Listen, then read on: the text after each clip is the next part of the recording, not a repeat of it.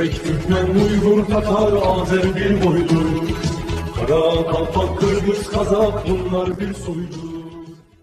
Для достижения целей Парижского... Визит Олафа Шольца в Центральную Азию завершился проведением саммита в формате 5+1. В Астане канцлер ФРГ провел переговоры с лидерами Казахстана, Кыргызстана, Таджикистана, Туркменистана и Узбекистана. Основная тема саммита «Центральная Азия и Германия» – дальнейшее наращивание многопланового сотрудничества между странами. Далее прошу выступить президента Кыргызской республики Садыр Нурғожоевича Жапарова, пожалуйста.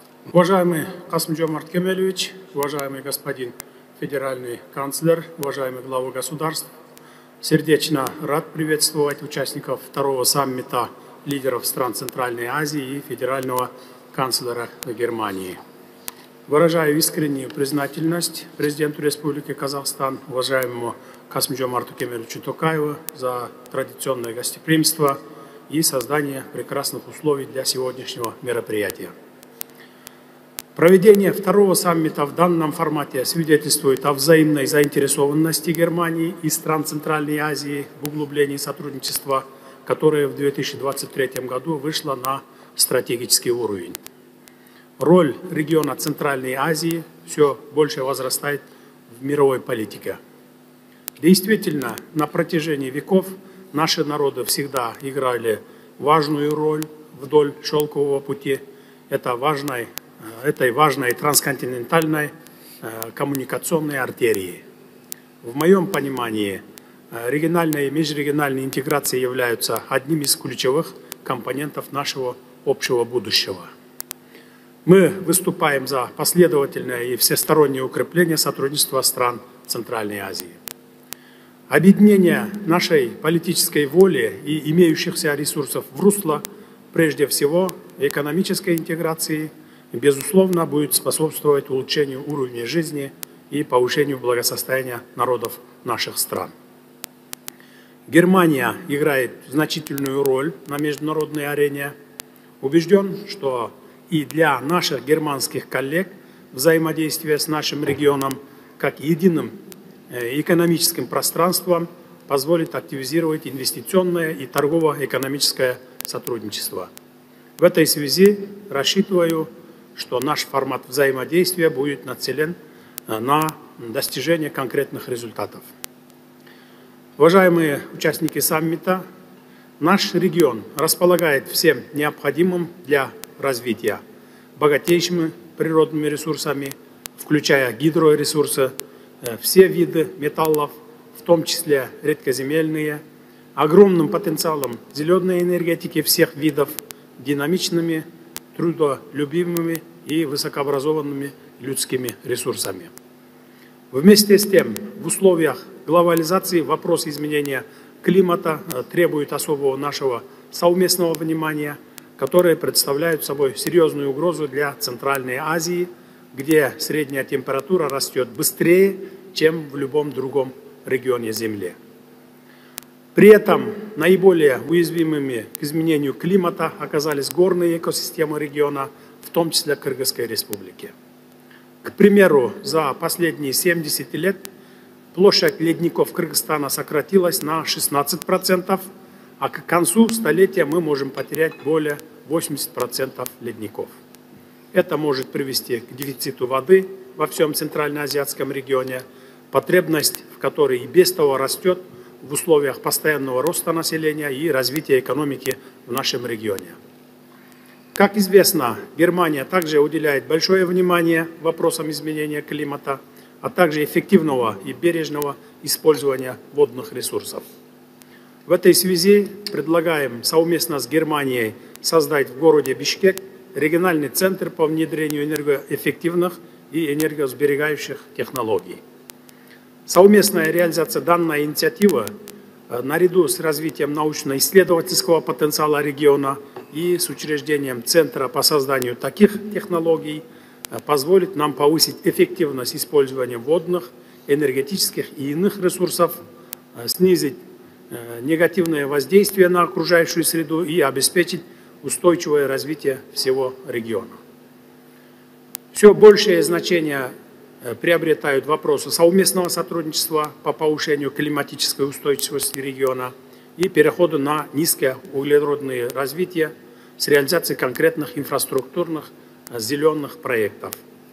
В данном контексте мы отмечаем важность и своевременность инициативы правительства Германии «Зеленая Центральная Азия», в том числе реализации региональной стратегии по адаптации к изменению климата. Передача в рамках инициативы передовых знаний и технологий, несомненно, будет способствовать эффективной борьбе с изменением климата и зеленому развитию всех наших стран. В то же время, учитывая нехватку климатического финансирования для достижения целей Парижского соглашения, отсутствие возможности широкого государственного финансирования всех климатических и экологических мер, предлагаем также рассмотреть возможность обмена государственного долга на зеленые проекты в качестве нового механизма финансирования климатических и экологических проектов. Продолжая тему водно-энергетических ресурсов, хотел бы отдельно выделить строительство Камбаратинский ГЭС-1, которое станет одной из самых больших региональных проектов. В настоящее время нами ведется активная работа по привлечению инвесторов и технологий для строительства как этого, так и других гидроэнергетических объектов в стране. Безусловно, любой предприниматель перед тем, как начать инвестировать в ту или иную страну, изучает экономические аспекты, законодательство, вопросы безопасности и гарантий своих инвестиций. 22 июля 2024 года в Кыргызской Республике был принят закон о внесении изменений в некоторые законодательные акты Кыргызской Республики в сфере защиты прав инвесторов и предпринимателей. Настоящий закон устанавливает порядок применения мер пресечения в отношении субъектов предпринимательства, осуществляющих экономическую деятельность. Также предусматриваются карательные меры в отношении должностных лиц за неправомерный отказ в государственной регистрации, за неправомерный отказ в выдаче специального разрешения на осуществление определенной деятельности, неправомерное ограничение прав и законных интересов субъектов предпринимательства, неправомерное вмешательство в деятельность индивидуального предпринимателя или юридического лица. Самое тяжелое наказание предусматривается лишением свободы на срок от 2 до 5 лет с конфискацией имущества и высокими штрафными санкциями, выражающимися в денежном эквиваленте.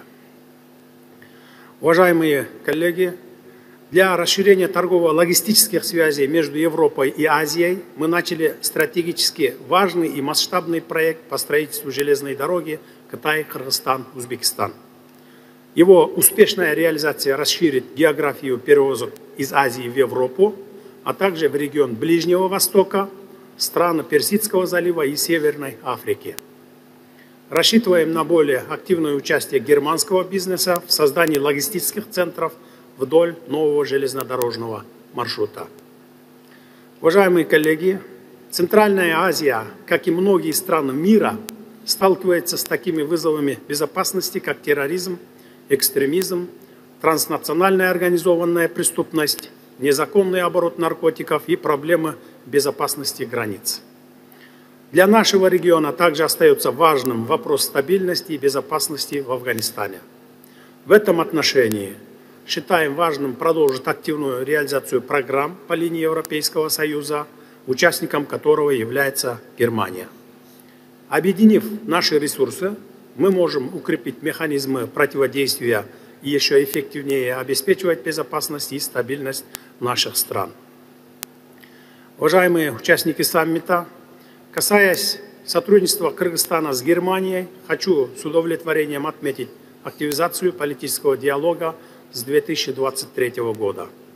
Мы заинтересованы в активном взаимодействии с Германией, в том числе в рамках стратегии Европейского Союза по Центральной Азии, ставшей действенным механизмом взаимодействия.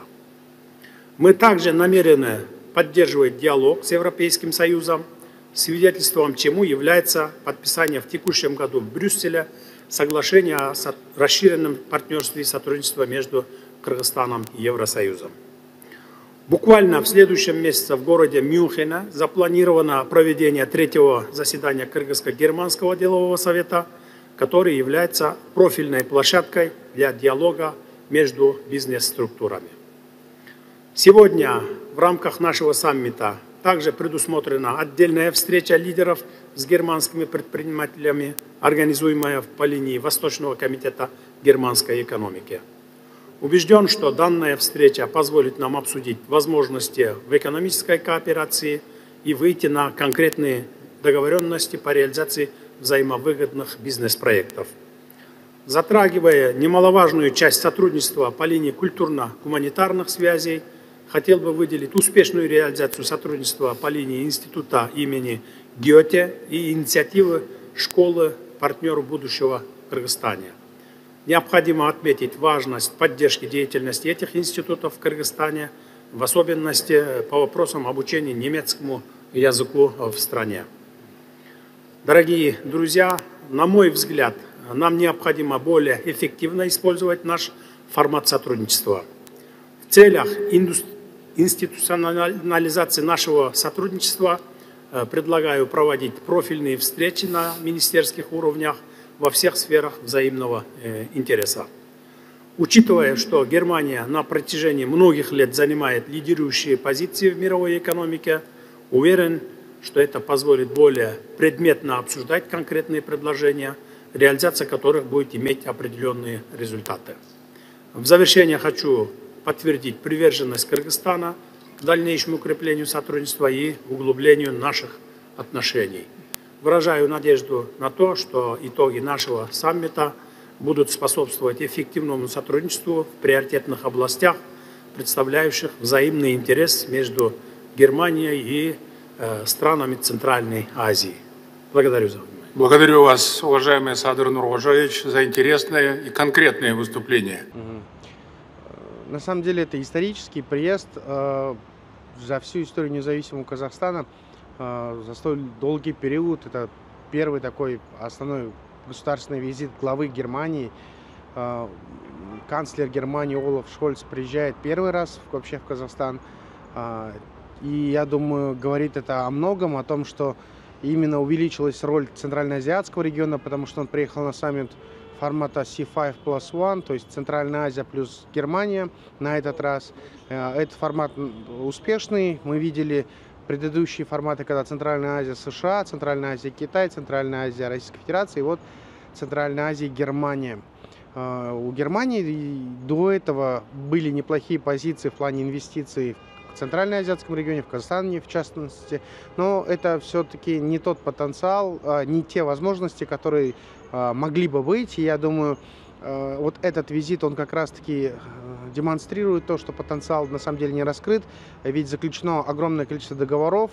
Уже известно, что Германия будет строить аэропорт Кургаста, это на границе с Китайской Народной Республикой, прям ворота вот западного пути Западный Китай, Западная Европа. Это говорит о том, что Германия крайне заинтересована в участии в данном новом шелковом пути, и прямо при входе на территорию Центральной Азии они собираются строить аэропорт прямо на хабе. Помимо этого стало известно, что ряд заключенных инвестиционных проектов, в первую очередь это горнодобывающая промышленность, нефтяной сектор стандартный, но и помимо этого образовательный сектор, культурная часть программы. Также известно, что Германия является одним из лидеров из стран, куда едут учиться жители Казахстана. И я думаю, новые документы, новые соглашения еще проще упростят возможности учиться именно в вузах высшего учебного заведения Германии для наших граждан. Это, безусловно, лишь усилит взаимоотношения наших граждан.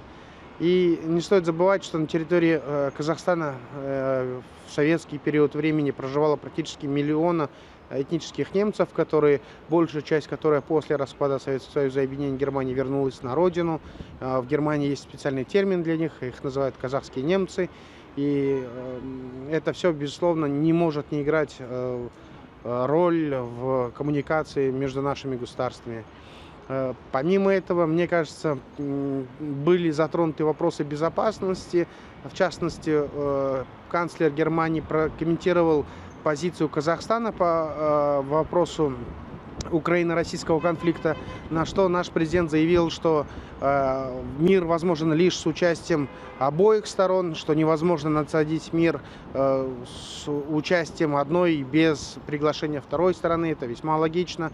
Мы посмотрим, как это будет восприниматься, но главная позиция Казахстана заключается в том, что есть договоренности согласно уставу ООН, и война есть плохо, и, думаю, мирные переговоры должны начаться как можно скорее. К сожалению, также отметил президент, что определенный момент был упущен в переговорные возможности мобильности лидеров государств, но сейчас это никак не останавливает. Отношения Казахстана и Германии имеют долгую историю, да, это начиная с вопросов диаспоры, да, большая диаспора немцев в Казахстане. И в то же время много переселенцев из Казахстана в Германии. Да. Это еще с времен Советского Союза, в 90-е годы большая волна была из Казахстана в Германию, то есть с этого момента. А если говорить о визите канцлера Германии Олафа Шольца в Казахстан, то это, конечно же, в первую очередь экономика, инвестиции в нашу экономику, в экономику Казахстана. Кроме того, вопросы в гуманитарной сфере, это вопросы экологии в первую очередь, вопросы безопасности.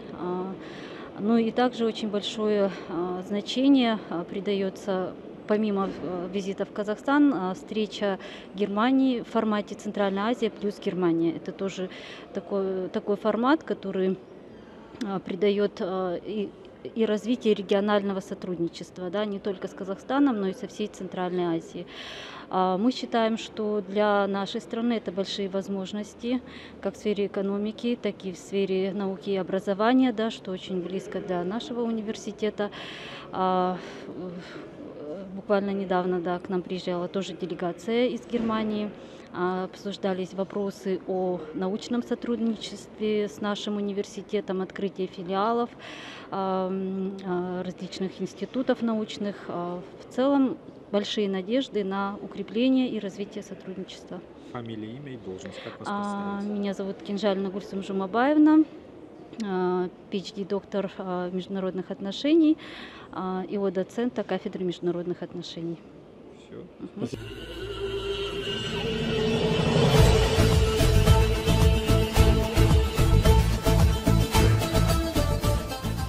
Увидеть своими глазами возрождение одного из самых красивых регионов не только Азербайджана, но и всего Южного Кавказа. Освобожденные от армянской оккупации азербайджанские территории приняли очередных высокопоставленных гостей. В Карабах и Восточный Зангезур вновь заглянули военные атташе, руководящие лица посольств, международных организаций, аккредитованных в Азербайджане. Речь идет о свыше 60 дипломатов, среди которых 20 послов. В таком составе представители дипкорпуса посещают регион далеко не впервые. Подобные поездки осуществляются регулярно, ведь на этих землях что ни день, то новый проект. Сопровождал гостей лично помощник президента Азербайджана, заведующий отделом по вопросам внешней политики администрации главы государства Хикмет Гаджиев.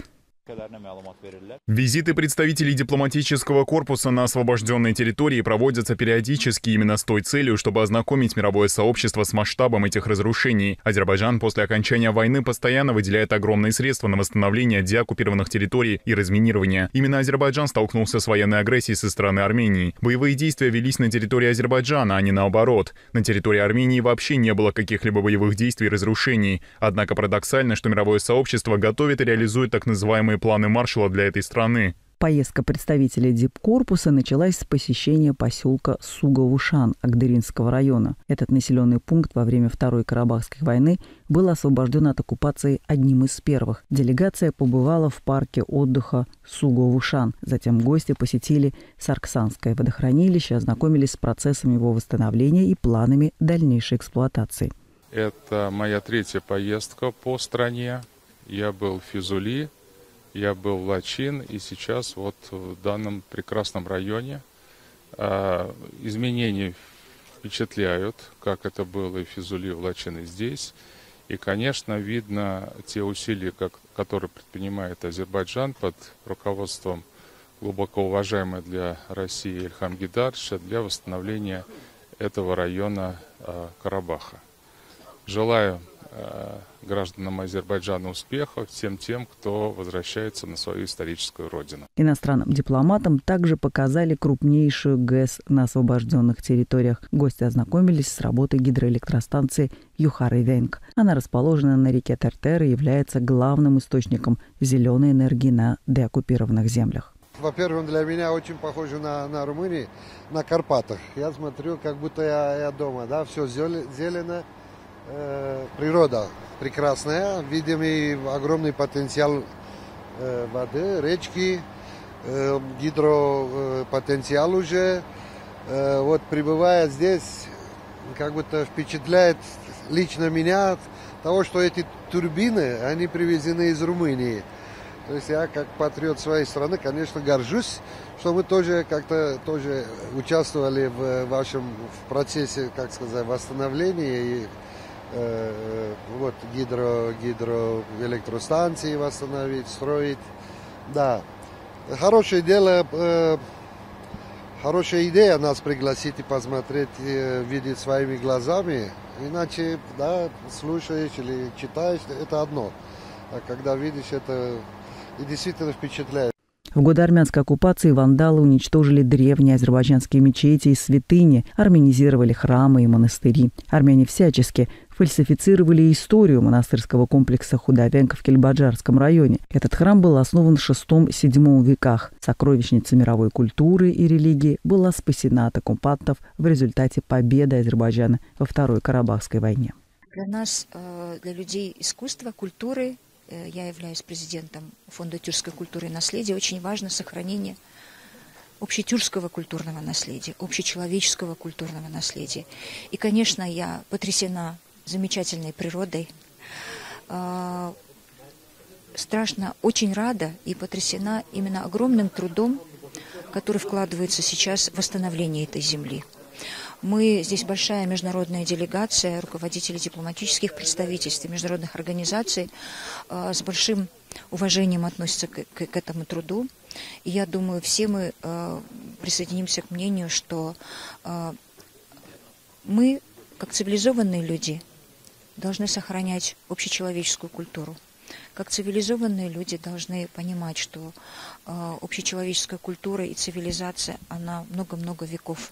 И, конечно, мы здесь находимся на территории этого монастыря. Это замечательный пример, когда сохраняется азербайджанским реставрационным фондом, азреставрация сохраняется и с большим уважением восстанавливается именно культура и монастырь XII-XIII века. Поездка дипломатов завершилась ознакомлением с ходом строительства нового населенного пункта и образовательного комплекса в Кельбаджаре. Участникам также показали производственный процесс на заводе минеральных вод Истису. Жизнь в Кельбаджаре вновь забьет ключом. К слову, на сегодняшний день в рамках программы Великого возвращения в родные края вернулись около 8 тысяч бывших вынужденных переселенцев, а до конца года планируется возвращение 20 тысяч человек.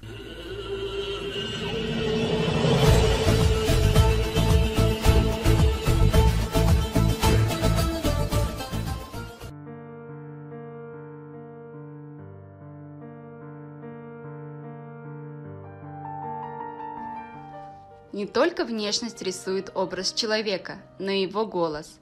Наша жизнь во многом зависит от голоса. Он является инструментом самовыражения, залогом успешной коммуникации и показателем личностного роста. Осман Татамиров – замечательный бархатный баритон, ведущий солист Государственного академического театра оперы и балета имени Абая, имеет огромный репертуар песен на русском, казахском, английском и итальянском языках. Ничто не предвещало моей творческой вообще судьбы. Родился я в обычной семье в городе Чимкент, на тот момент, сейчас он называется Шымкент. в городе Чимкент, родился в многодетной семье. У нас было 5 сыновей в семье. Учился в обычной советской школе, школа номер 40 имени Героев Краснодона. Вот так вот. И потом где-то в классе 9 меня, как и многих, наверное, юношей в то время, в таком возрасте, как бы потянуло на гитару, петь песни под гитару. Вот во дворе мы уже собирались, юноши, девушки присутствовали, девочки, одноклассницы, может быть. И мы все, причем не я один, мы как будто все ребята, многие одноклассники начали пробовать на гитаре петь. Ну и у меня как-то это дело пошло дальше. Начало проявляться. Ну вот никто как бы меня и не замечал. Я вот учился в школе, а потом и вот такой, можно так сказать, в школе уже мы начали на концертах с друзьями выступать, просто под гитару петь. Абсолютно никаких у меня там сверхъестественных музыкальных способностей я еще, может быть, не проявлял. Вот так вот. Но потом в дальнейшем уже были какие-то концерты, я выступал, потом уже сам один выступал, то есть сначала с друзьями, потом один выступал, потом после школы вот, был даже какой-то, я помню, я учился 1 год в профтехшколе, и там был конкурс областной, и я 3-е место. Творчество. Конкурс творчества. Это профтехшкола была, там не связанная с музыкой. Там я учился на художника-реставратора памятников деревянного зодчества уже после 11 классов. 1 год так получилось, учился я. И вот там под гитару пел песню уже в большом зале. И мне 3-е место дали. И какую же песню пели? Как назывался? Даже честно не вспомню даже, какую песню. И слова даже не вспомню. Это было очень давно. Это было где-то в 2000 примерно году. Вот так. А потом уже после ребята, многие начали советовать. Давай поступай в музыкальный колледж. Так-то, потому что, ну да, ребята уже подружился с ребятами уже с музыкантами, которые сами учились на тот момент в колледже музыкальном, и они мне все уже многие посоветовали: давай, у тебя что-то есть, может получится. Ну и вот и поступил в колледж музыкальный, отучился в колледже по специальности оперное пение. Потом после колледжа приехал в Алмату. Поступил также дальше, 5 лет отучился по специальности оперное пение в консерватории. И вот. Когда вы вышли на большую сцену, с какими песнями? Ну вот первый раз, вот опять же говорю же, вот первый раз, вот именно вот если просто, как называть, сцену большую, то это вот был конкурс, наверное, где я 3-е место взял. А вообще вот именно вот уже, как говорится, именно по специальности вышел на большую сцену, это, наверное, будучи студентом 1-го курса в колледже, это был 2001 год. Да, 2001 год. Я был студентом 1-го курса в колледже. Мы ставили, у нас при музыкальном колледже был студенческий театр оперетты. И мы вот силами вокального отделения, хоровое отделение, оркестр колледжа, мы ставили постановку, музыкальную комедию Зира Гаджибекова «Аршын Маалан». Вот так вот. И мне очень повезло, я считаю, что это такое, как сказать, провидение судьбы, наверное, что именно мне вот так повезло, и меня сразу, вот я только студент, 1-й курс пришел, зеленый, а меня уже взяли вот в постановку, и я играл Султанбека. Аскер, там уже матерые ребята, сильные играли.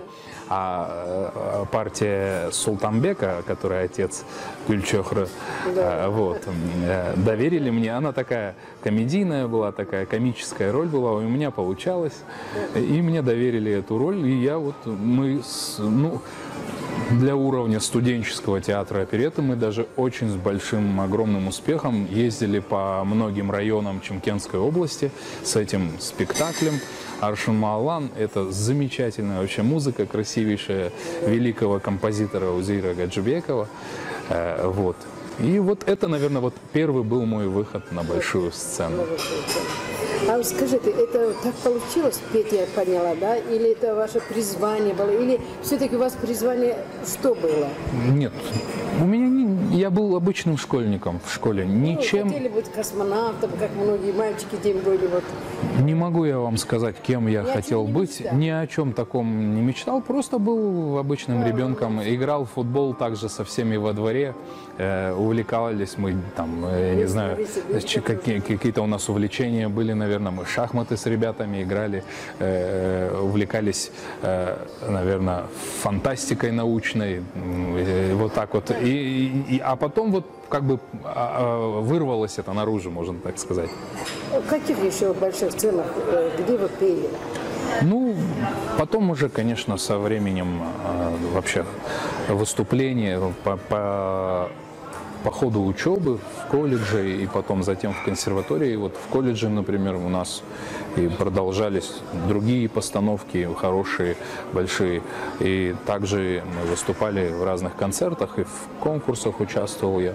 Потом, закончив консерваторию, я сразу после консерватории пошел в театр оперный «Готов имени Абая», Алматинский театр оперный. Меня приняли в стажерскую группу, и уже там непосредственно по специальности, как профессиональный исполнитель, я стал уже работать в театре.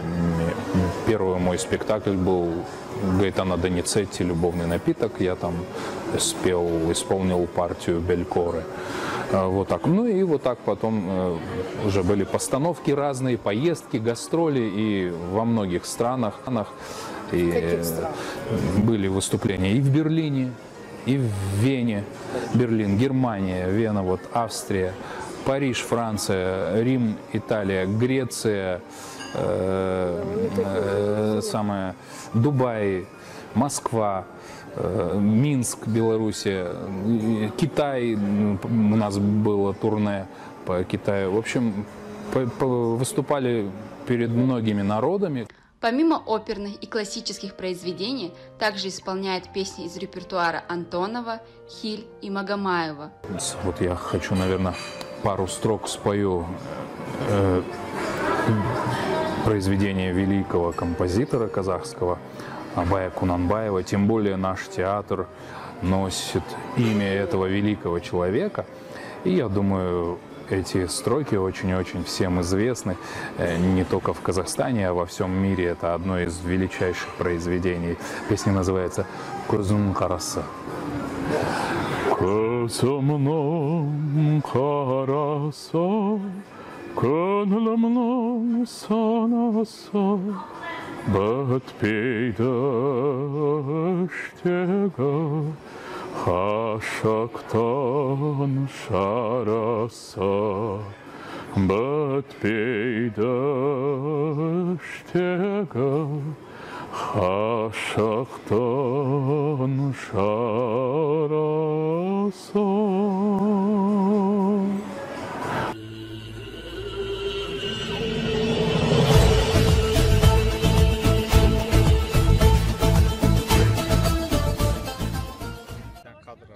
Узбекский оперный певец Хорсант Шеров 11 тысяч километров проехал из Ташкента во Владивосток. В Астане его встретил наш корреспондент.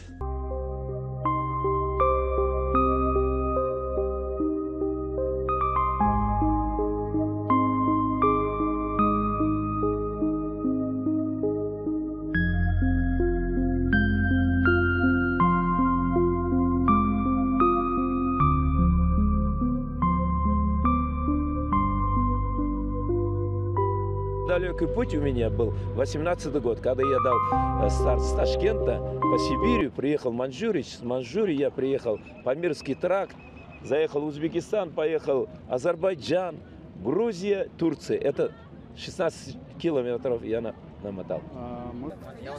Луч солнца золотого. Они откуда? Можете спеть еще раз, пожалуйста? Спеть? Ну, много могу петь. Это у меня 7-й тур, который я посвящаю своему кумиру Муслиму Магомаеву. Заняло у меня около 3 месяца, 3,5 месяца, 11 тысяч километров. Ташкент, Казахстан, Монголия и возвращаюсь через Бурятскую республику, Сибирь до Владивостока. Но я возвращаюсь уже не с велосипедом, а меня встречает, я даю концерты, и провожает меня каждый дом дружбы, в каждых городах России. Дал концерт в Хабаровске, дал концерт в Чите, Благовещенске, Улан-Удэ, и в том числе Иркутск, Красноярск. И последняя точка у меня была концерт, я дал в Новосибирске. Меня пригласили сюда, потому что поддержать борцов, наших борцов, узбекский национальный кураж. И наши друзья, которые соседи, пригласили меня, чтобы поучаствовать в этом мероприятии. Я поддерживаю. Я хочу, чтобы сказать, мир над землей был, не было войны. Надо дружить. Дружить так, как у нас в Ташкенте поется песня такой: «Сияй, Ташкент, звезда Востока, столица дружбы и тепла». Узбекистан, Азербайджан и все планеты, чтобы Казахстан, мы были дружба народовым, чтобы не было войны. Эй, азизанам, Азербайджан, seni bağlayam, Азербайджан. Ты меня зовешь, Азербайджан, я приеду. Ты во мне поешь, Азербайджан, я приеду. Так пел великий Муслим Магомаев. Это 7-й велопробег в честь Магомаева. Я оперный певец.